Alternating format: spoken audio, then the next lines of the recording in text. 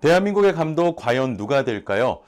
오늘 빨대영의 잡설은 MK스포츠의 이근승 기자님의 기사를 토대로 제작됐음을 먼저 밝힙니다. 전력강화위원회는 현재 4명의 외국인 감독을 최종 후보에 올려둔 것으로 알려졌습니다.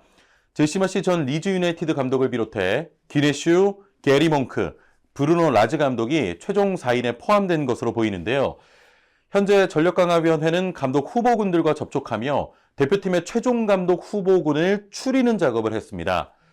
자, 그런데 정작 전력강화위원회는 감독을 선임할 권한이 없습니다. 감독을 선임할 권한은 오로지 정몽규 회장뿐이란 이야기인데요. 왜 이럴까요? 과거로 돌아가 보죠.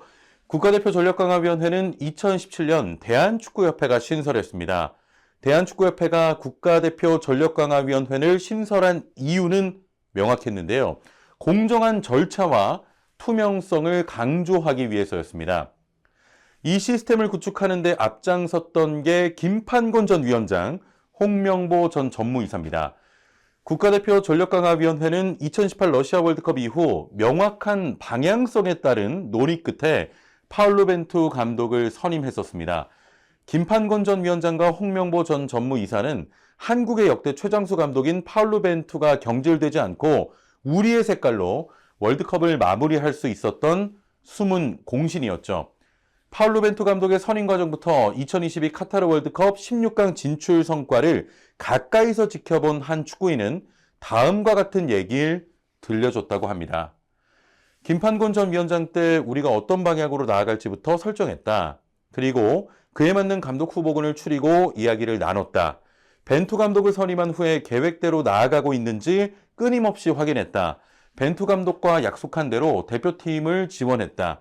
벤투 감독이 여론의 비판을 받을 때도 흔들림 없이 나아갈 수 있었던 건 김판곤 전 위원장과 홍명보 전 전무이사가 만들어 놓은 시스템 덕이었다. 그런데 전력강화위원회는 2022 카타르 월드컵 후 클린스만 감독 선임 당시 아무런 영향력을 발휘하지 못했는데요. 왜 그럴까요? 2021년 7월 13일 대한축구협회는 정관 제52조 1항을 개정했습니다. 1항, 국가대표 전력강화위원회는 남녀 국가대표와 U18세 이상 연령별 대표팀 운영에 대한 조언 및 자문을 목적으로 설치한다. 개정 전엔 국가대표 전력강화위원회는 남녀 국가대표와 U15세 이상 연령별 대표팀 관리를 목적으로 한다고 나와 있었습니다. 대표팀 관리가 조언 및 자문으로 바뀐 것이죠. 국가대표 전력강화위원회의 대표팀 관리 권한엔 지도자 선임, 해임, 재계약 관련 업무가 포함되어 있었습니다.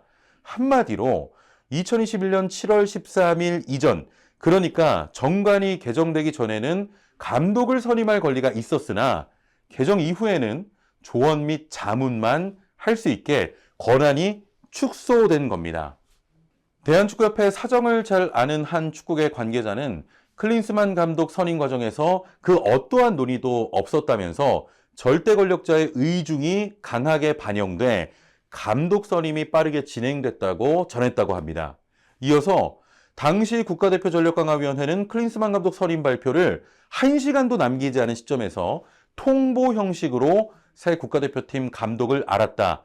불만이 상당했지만 바뀐 규정에 따라서 아무 말도 할 수 없었다고 전했습니다. 여기서 더 큰 문제는 무엇일까요? 전력강화위원회 위원들이 얼마의 연봉을 제시할 수 있는지 전혀 모르고 있었다는 겁니다. 국가대표팀 감독을 뽑으라고 했으면 최소한 우리가 얼마의 연봉을 제시할 수 있는진 알아야 하지 않나. 그런데 알 수가 없다. 위원들은 누가 감독 후보들과 접촉해 협상하는지도 모른다. 대한축구협회에서 얼마의 연봉을 줄 수 있는지도 모른 채 전력강화위원회 위원들이 감독 후보군을 추렸다는 이야기인데요. 후보군을 추렸어도 협상에서 성사되지 않을 가능성이 크다는 말입니다. 정혜성 위원장은 황선홍 감독을 대표팀의 임시감독으로 선임하면서 올림픽 진출에 실패할 경우 본인이 책임지겠다는 말을 했었죠. 그런데 개정된 정관을 보면 전력강화위원회는 조언 및 자문만 할 뿐 대표팀 감독을 선임할 권한 자체가 없습니다. 애초에 책임질 권한도 없었던 거죠. 한국 축구는 현재 한 사람의 의지와 생각에 따라서 움직이는 게 가능한 구조입니다. 정몽규 회장 한 개인의 뜻에 따라서 한국 축구의 미래가 결정될 수 있는데요. 한국은 2022 카타르 월드컵 후 한 개인의 독단적인 결정이 어떤 결과를 불러올 수 있는지 경험을 하고 있습니다. 그러나 이번 역시 감독을 선임할 수 있는 권한은 오로지 정몽규 대한축구협회 회장만 가지고 있는데요. 정몽규 회장의 독단과 무능, 대한축구협회의 시스템과 정관이 바뀌지 않는다면 우리는 앞으로 계속 경험하게 될지 모릅니다. 한 축구인의 말을 통해 오늘 빨대영의 잡서를 마치겠습니다. 김판곤 전 국가대표 전력강화위원장 때 달랐어요. 한국 축구는 1990년대로 퇴보하고 있습니다. 최영진이었습니다.